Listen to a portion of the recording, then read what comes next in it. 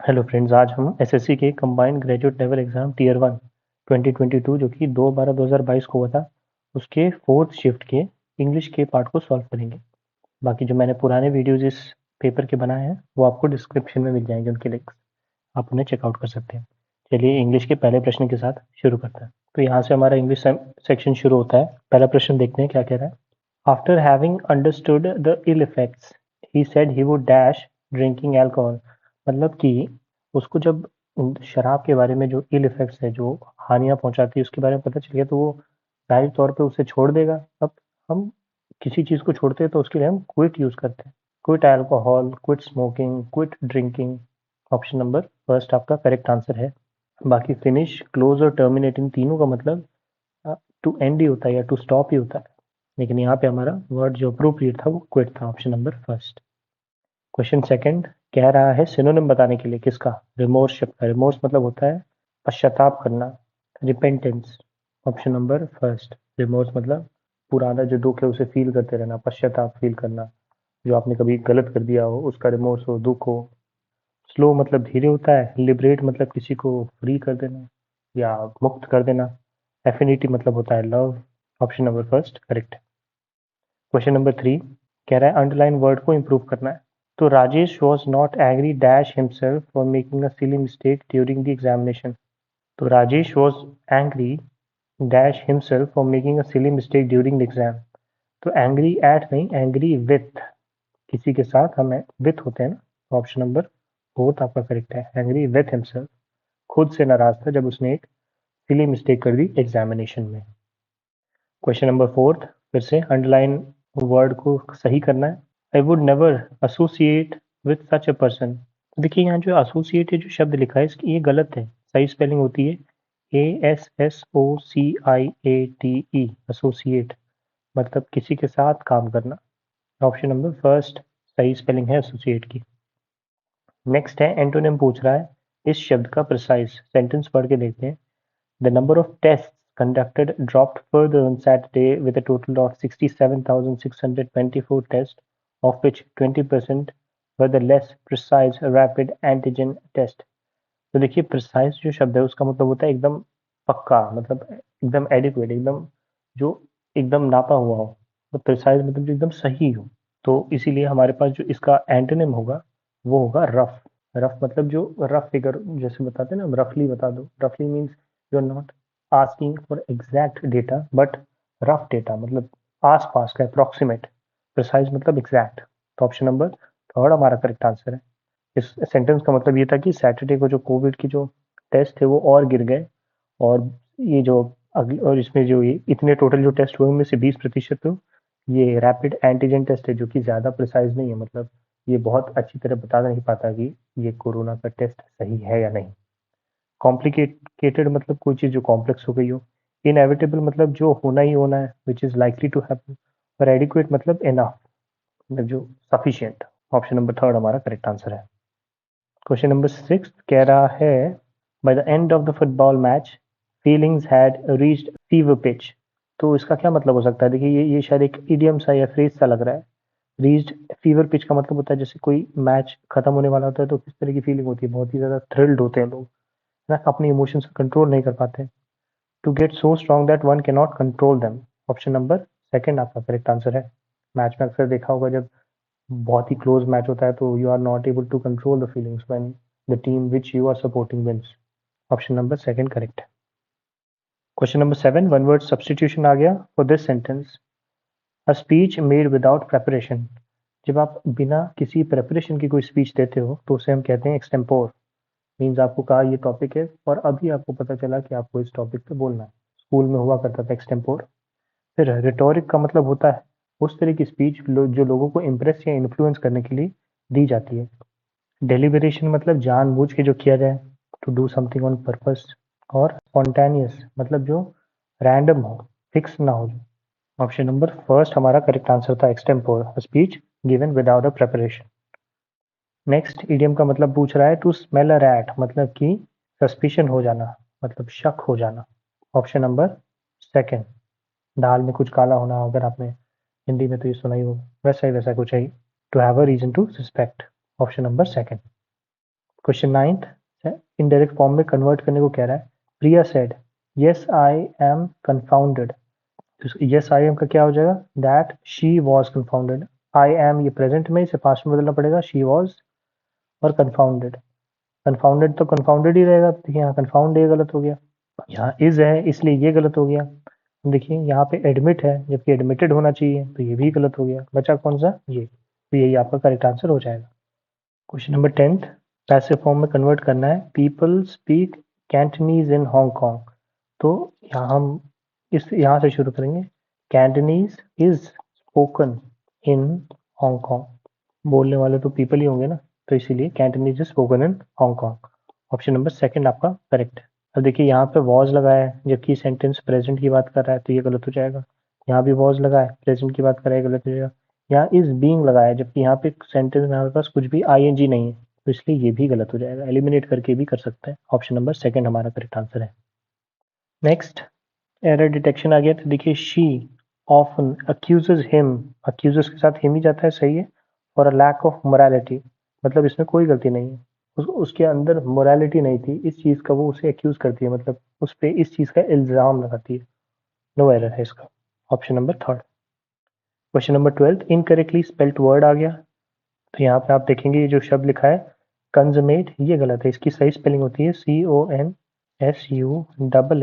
CONSUMMATE और इसका मतलब होता है एक्सट्रीमली स्किल्ड। कंजमेट हो गया। प्रोफेशनल मतलब ट्रेंड या स्किल्ड पर्सन को हम प्रोफेशनल कहते हैं। डूबियस का मतलब होता है नॉट सर्टन, नॉट श्योर या नॉट ऑनेस्ट और सेफ। और नेफेरियस का मतलब होता है इमोरल या आप कह सकते हैं क्रिमिनल।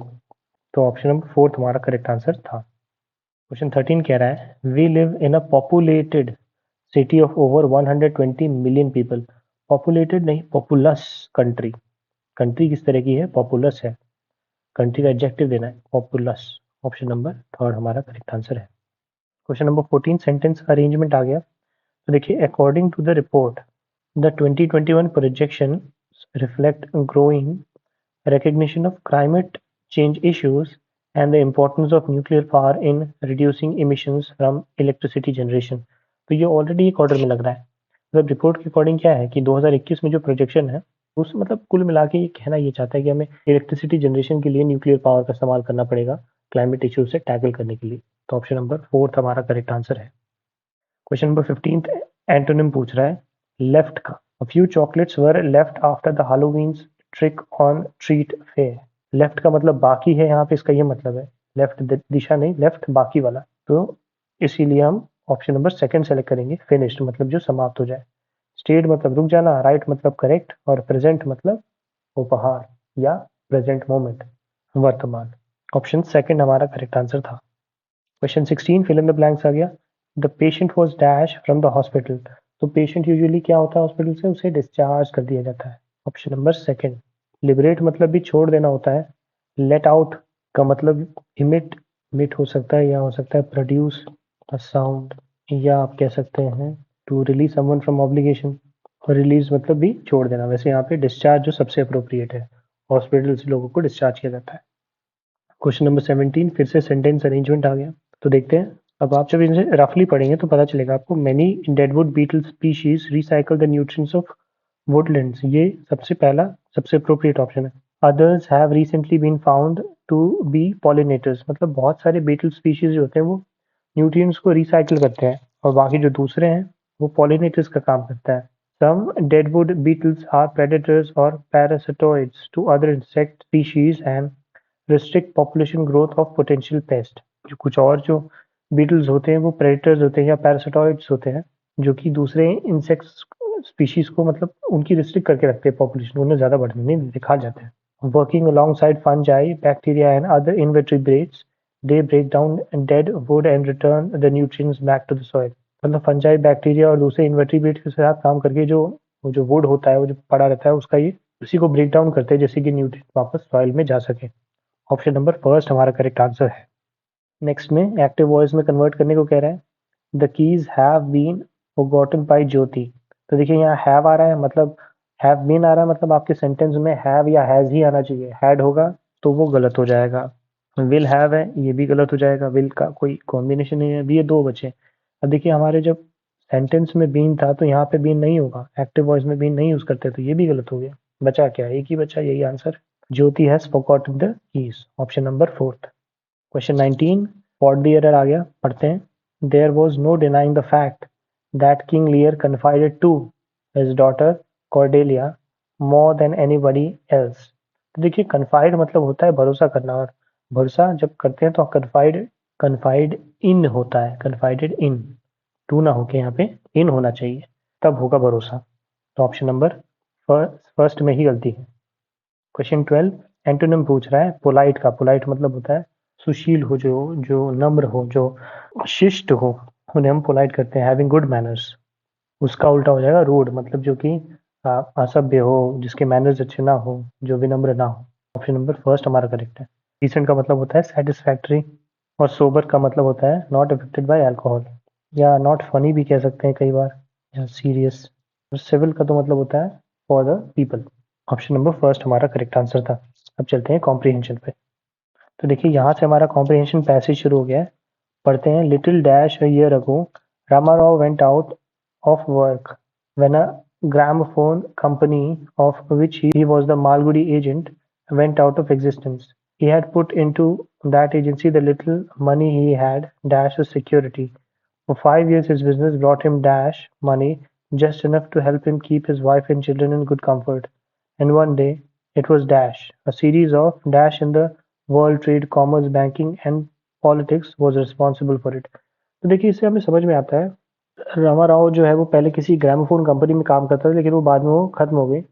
उसके बाद उसके पास जो भी कुछ पैसा था, मतलब जो उसके पास जो कुछ पैसा था उसने उस कंपनी में डाला हुआ था एज अ सिक्योरिटी। तो उसका और उसका जो बिजनेस था उस वजह से उसको इनफ पैसे मिल जाते थे जिससे उसके वाइफ और चिल्ड्रन अच्छे कंफर्ट में रह सके। लेकिन एक दिन मतलब कुछ हुआ और उसके बाद वर्ल्ड ट्रेड सेंटर में कुछ हुआ जिसकी वजह से उसका स्थिति जो है वो खराब हो गई। इस तरह का कुछ सेंस आ रहा है, तो पढ़ के देखते हैं। लिटिल के बाद अ ईयर अगो लिखा है, इसका मतलब लिटिल ओवर अ ईयर अगो, मतलब एक साल से कुछ ज्यादा टाइम के बाद की बात की जा रही है। तो ऑप्शन नंबर फोर्थ हमारा इसमें करेक्ट होगा।